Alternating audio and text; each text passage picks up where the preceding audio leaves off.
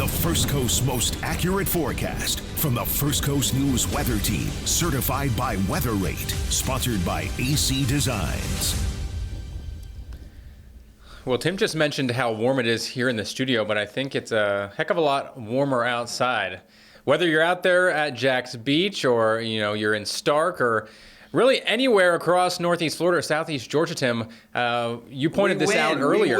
We win. We're number one. We are top dogs right now. Wow. Warmer than Miami, warmer than New Orleans. Look at Chicago, though. 90 degrees in the Windy City. They're cranking. You look up to the north, though. We talked about this the last couple days. Mm-hmm. Bismarck International Falls, they had temperatures in the 80s. The front is through. The front is through. What a stark contrast it looks like now. 46 in Bismarck. So probably with a bit of a wind chill, too, I would suspect. I would suspect that, those winds are cranking pretty well up there in old North Dakota. So it looks like we hit our high. Now the question is, we'll go past 94 degrees. But there's the violent weather. You talked about this yesterday, and sure enough, tornado watch and warnings right along the St. Croix and Mississippi River there, heading in toward Woodbury and St. Paul's and Minneapolis, St. Paul. And so it looks like it's just moved through Minneapolis and St. Paul. Look at that one tornado. Look at this in May. One tornado warning getting up toward the Canadian border. That's amazing. Yeah. Yeah, so this is the same system we kind of talked about yesterday. Big, upper level low, very mature. It's completely wrapped around itself. Yeah. So they are seeing severe weather up there. Another area further well off to the south, southern Missouri, northeastern Arkansas, and kind of into the Paducah, Kentucky area. Severe thunderstorm watch there as another kind of just wave. Short wave makes its way across. But this is going to be... Before you go too farther, wouldn't you say that they're getting, in addition to the shortwave going across that area, it's also probably over the intersection of where you got dew points out of the Gulf in the 70s, and then that dry line's coming in from the west-southwest? Yeah, kind of. And then just sort of as a trigger, sending stuff up. Yeah, because, especially you talk about the dry line. That'll be a big talker really starting on Saturday, and then through, I think, next Monday or Tuesday. Folks pretty much from Dallas and Wichita Falls in Texas all the way up through Wichita, Kansas then have a chance for severe weather like every single afternoon and evening due to that dry line. So if you've ever lived out across that part of the country, that's a pretty typical setup for mid to late May, and they're going to be seeing a lot of that here over the next couple of days. But yeah, for this part of the country, we had a discussion. What did we want to call it? The heartland. Perhaps west of bluegrass country by Tim's standards. Maybe from the northern extent, the gateway city to the river city. Yeah. Almost on down to the home of the blues there, Memphis, Beale Street. And this is one area that's had round after round after round of not only severe weather, but very, very heavy rainfall. They had flooding concerns, about a month ago? It'd be interesting to see, they expect to be wetter than Oklahoma City, but it'd be interesting to see if they have some equivalent close to record rainfall spring levels there like Oklahoma City has had. Yeah, that would be an interesting thing to kind of look up. I might have to do that then. Because, another big chance tomorrow, level 4 out of 5. Moderate risk for severe weather there. And I think the models depict it pretty well. This is one thing I love to show is just the available energy in the atmosphere. So the mixing of the heating and the instability available for those storms to develop. You're getting a lot of red specifically right over Paducah, Kentucky, into southern Illinois, into southern Indiana by mid-afternoon tomorrow. So that is where the Storm Prediction Center has kind of painted the bullseye for severe weather tomorrow. This is another way to look at it. The tornado parameters, also quite strong signatures there, pretty much from Memphis up into northern Tennessee, Kentucky, similar areas. So another significant potential severe weather outbreak across that part of the country tomorrow afternoon, Tim. So if you're flying, I would plan on at least maybe some delays. St. Louis, Memphis, Nashville, Cincy, Louisville. Yeah. But if you're locally at home and you hear us talking about that high pressure ridge, what Ross just showed you really paints that ridge. All those intense colors kind of ridged up to the northwest of us, and then we're on that southeastern descending side. And it looks like we're going to be under that ridge probably through at least Tuesday, and then Wednesday maybe it starts breaking down. Yeah, so we have 90s for probably another 6 days maybe. Without much of a chance of thunderstorms, right? Yeah. A dry pattern setting up as well. Yeah, it paints the high pressure pretty nicely, at least the surface high over the Floridian Peninsula. But not only does it keep us, baking and in the heat, but notice off to the west, so from New Orleans north, you have that just constant Gulf moisture return. And that's what's pumping up those dew points and that low-level moisture, which is giving, plenty of juice for those storms to develop. So you'll notice here, we've talked about this the last couple of days as well, Tim, the overall rainfall over the next week, a lot of it up there anywhere from 3 to 6 inches. I think that's probably a conservative amount, depending on, the heavier downpours and thunderstorms.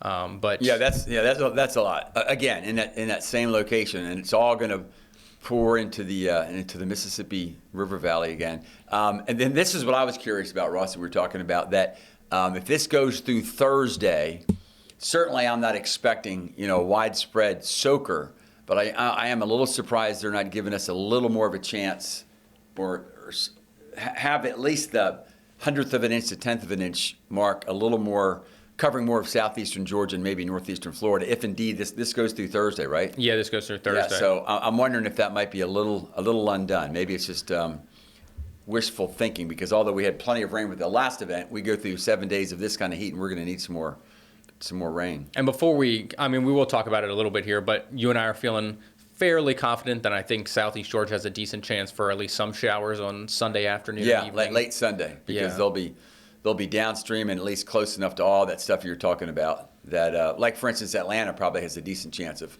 thunderstorms. Yeah, I would say the further north you go, to the better chance you have there for the end of the weekend and even into early next week. But this is a live look at the temperatures out there right now. It is pretty steamy, Tim. You got 94 in Jax, 92 in Brunswick. I mean, many places in the 90s right now.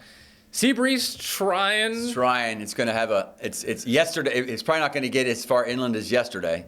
And that was another thing I was noting on that when you showed the high pressure ridge that was sitting at about I-4.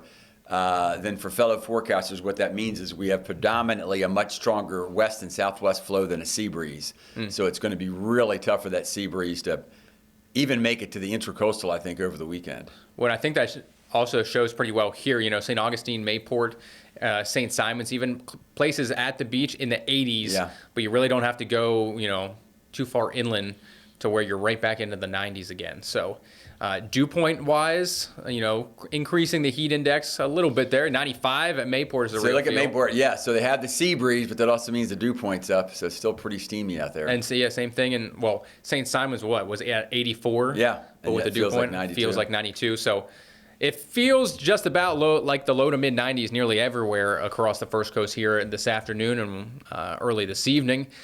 Overnight, temperatures are going to dip down a little bit. Might be close to where we were last night. I think we hit 66 last night, Tim. Yeah, so maybe just a degree up. But we're probably going to see that, because you mentioned it, that although the bulk of that Gulf moisture and high dew points are shooting up from up New Orleans on up to Memphis, but some of that is spilling over that ridge and gradually affecting our way day by day. Yeah, so it will be a very small incremental increase over on the humidity and moisture. Oh, that pool looks nice, doesn't it? Folks are going to want to take a dip in the pool this weekend. In the water. Yep. Yes. Don't stay near the water, in the water. Yeah, I know for me too, trying to sunbathe out there in the sun, it'll be about a 5-minute layout for me, and I'm going to have to jump in. I would think so. You're going to be roasting mid-90s tomorrow. Perfect pool day or beach day. Here's your highs pretty much across the board tomorrow afternoon. Perhaps record-breaking or at least record-tying temperatures tomorrow, Tim. And that was back 1995, right? Yeah, 1995. 3 straight days in a row. So here again, this great graphic you have up there that although, the beaches will have a sea breeze, and by late in the afternoon and the evening, it'll feel better out there. But notice, before that helps out, it's going to feel just as hot out toward the beaches as anywhere else, unless you're actually in the water. Dancing at the Streets. For those new to the area, that's where Atlantic and Neptune Beach meet. I think this is like their 38th annual. Wow. Yep. I remember when they first did that and they sold bricks.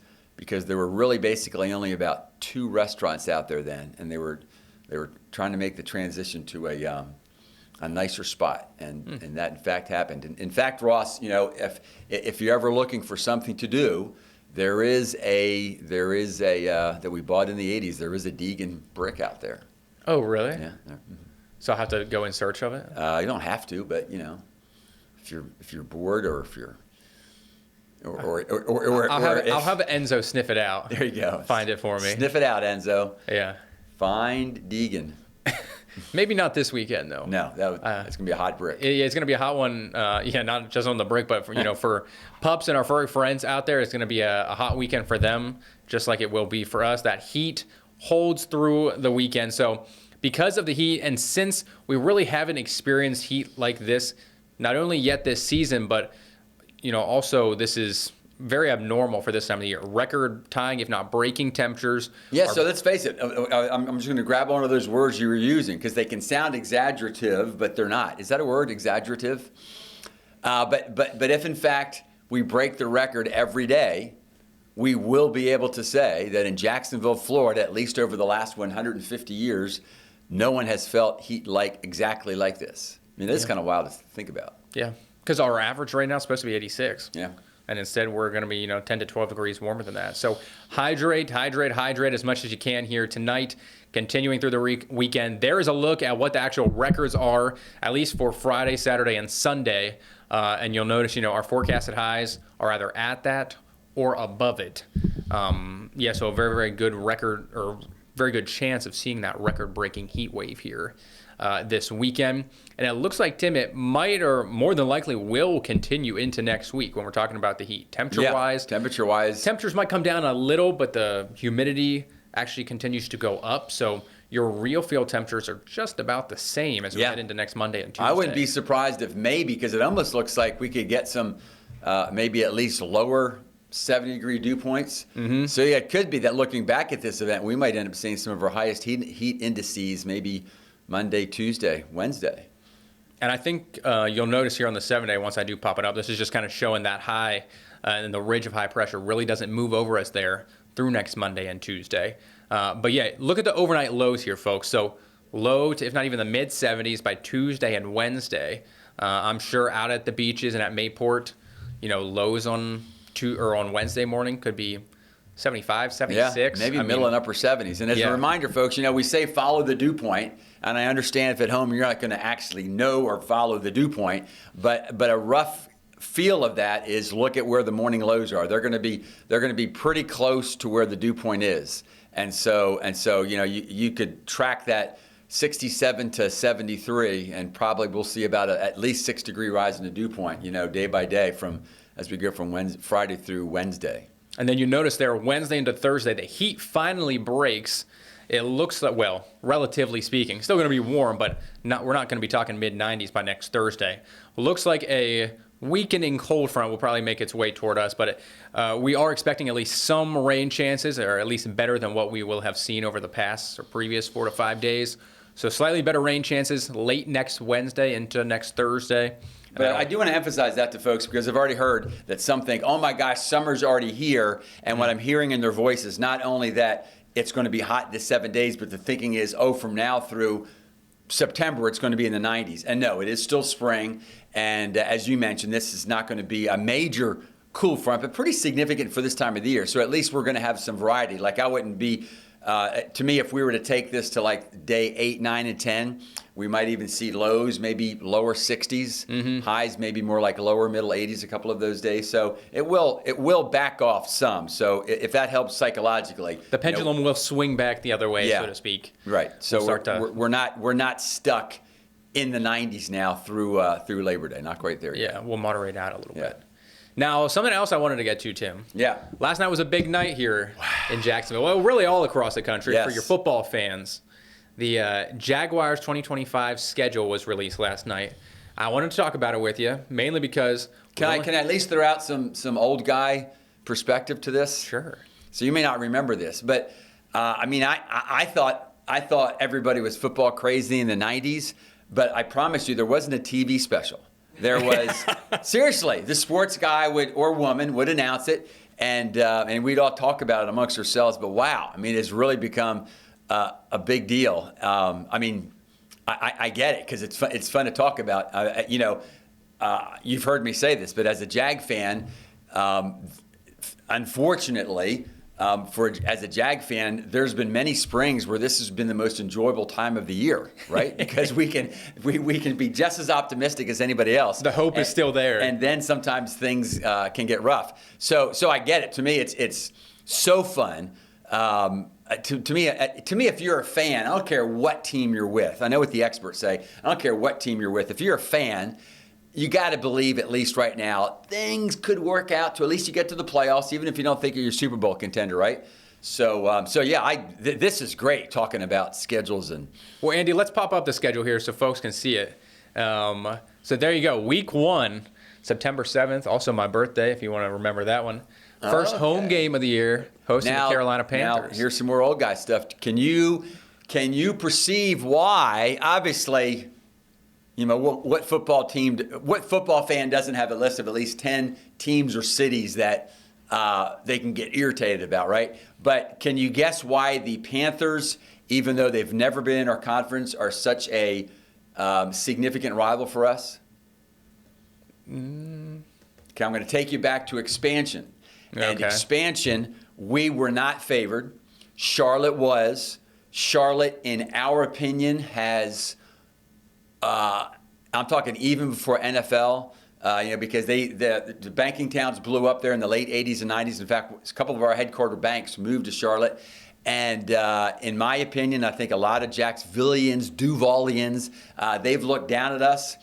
And seriously, and I remember when we were even talked about in the same sentence as Charlotte, they did not like that idea. They did not like the idea that Jacksonville even had a chance. But then it got worse because then the NFL was going to give it to 2 teams. It looked like it was going to be Charlotte and St. Louis with this discussion about these crazy folks down in Jacksonville. St. Louis couldn't get their act together. Charlotte got it, and they were excited. But even then, and I know this for a fact because I have some friends that lived in Charlotte from the mid-'90s, but they were so upset because the real talk on ESPN and everybody else wasn't so much that Charlotte got it, it was that Jacksonville was in the hunt. They couldn't stand that. But then it goes the other way. But then who ended up going to the Super Bowl first? Not us. Yeah. And so there's just, in my mind, just because of what happened with the expansion, and then they went to the Super Bowl first. They're a big rival. Oh, gosh. Well, I mean, to me, some teams you want to beat by a point, some teams, 40-3. Well, at least you play them here. Yes. And you don't have to go up to Charlotte. Now, we do have kind of an outlook on what the weather could be for traveling fans, for any Jags fans I love it. who want to travel to some of the other locations. What the weather could look like. So first away game up in Cincinnati, September 14th. They're still obviously mid-September, so still going to be pretty warm. Your chance of rain probably going to be anywhere between about 25 to 30%. I mean, but compared to here, oh, it'll feel much nicer. Oh my gosh. Yeah. Even more so than by the end of September, you head out to San Francisco or really Santa Clara out at Levi Stadium to face the Niners. Beautiful weather. Absolutely. A little drier air, so even a lesser of a chance for rain there. Then you don't have another away game outside of heading to London until the first weekend, that first Sunday of November. You head out to Las Vegas. You take on the Raiders. And beautiful weather in Las Vegas, especially by early November. So and if you're not because that's basically the same weekend as Florida, Georgia. So if you're not a Gator or a Bulldog, sometimes you're looking for reasons to get out of town anyhow. That could be a great game. And similar thing, with Houston, too. I mean, most of these are all, pretty warm places. Now, I will mention Raiders and the Texans obviously both play indoors, so this is just going to be kind of for tailgating outside. Similar thing with the Cardinals there by Thanksgiving weekend. But then it starts to get interesting once you get to the last few away games of the year. A lot of folks like to go to Nashville. So Nashville's a close one. That's always a fun one. Temperatures start to dip down a little bit. You kind of get into that part of the year where those fronts are starting to swing on through, the jet stream's dipping down. So maybe you have a rain chance up there. But for us, those are cold temperatures. Well, but it's kind of exciting because if you're a Jag fan, you find you get to wear some of that gear that you can't wear here. Yeah. At least not through October. Well, and then even the December games. Denver and Indianapolis. Dreaming of a white Christmas. Could see some sleet. That'd be fun. Some freezing rain, some snow, perhaps, especially in Denver with that higher altitude. So perhaps some fun outdoor games there in Nashville and Denver for the end of the year. Now, before we go, we got about a minute and a half, Tim, so we'll have to go quick. Okay. I'm going to have Andy toss back the schedule again. I've printed each of us out the Jag schedule, okay? Yes. I want to go through just bang, bang, bang real quick what you think win or loss for each game is. Wow, okay, this is fast. Well, we got to beat Carolina no matter what. Okay. Then you're traveling to Cincinnati. What are you feeling there? Cincinnati's kind of iffy against Mr. Joe Cool and Joe Burrow. Yeah, I mean, obviously, I would love to win, but if we're going to be realistic, I'll give that as a possibility of an L. Okay, I'm gonna give that one an L. I think we split the games with Houston this year. Okay.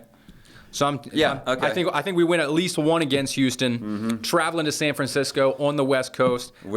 I don't like those chances. I don't either. I'm taking an L there. Then probably the big one you got circled on the calendar. You got the Chiefs coming to the River City for Monday Night Football. Give us the W. I'm going to have to ride with the big cats here. Give them the Okay, W. listen to Ross. Then you got the Seahawks.